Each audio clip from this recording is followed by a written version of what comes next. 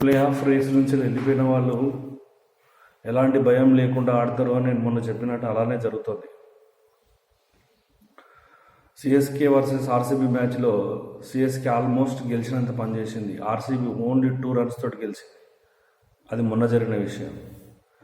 నిన్న జరిగిన Kolkata night riders and Rajasthan Royals మ్యాచ్లో కూడా రాజస్థాన్ ఆల్మోస్ట్ ఓడించినంత పనిచేసింది కోల్కతాను.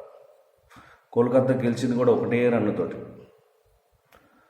సో ఈ సిఎస్కే, రాజస్థాన్, మన ఎస్ఆర్హెచ్ ఇవన్నీ ఎలాంటి భయం లేకుండా, ఎందుకంటే ఆల్రెడీ ప్లే ఆఫ్ పోవడం అనేది ఆగిపోయింది కాబట్టి వాళ్ళు కనీసం గెలిచి పాయింట్స్ టేబుల్లో మరీ చివరిగా ఉండకుండా ఓ మోస్తరుగా మధ్యస్థంగా ఉండడం కోసం ట్రై చేస్తారు.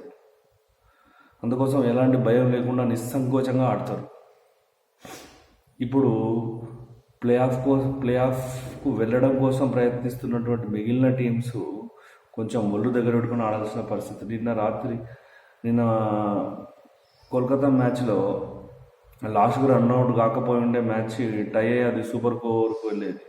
సూపర్ ఓవర్కి వెళ్తే పరిస్థితి ఇంకో రకంగా ఉండేది. ఎందుకంటే హార్డ్ హిట్టర్స్ జైస్వాల్స్, వైభవ్, పరాగ్ వీళ్ళు కనుక రెచ్చిపోయి వీళ్ళంతా రెచ్చిపోయి ఉంటే సూపర్ ఓవర్లో ఖచ్చితంగా రాజస్థానే గెలిచేది.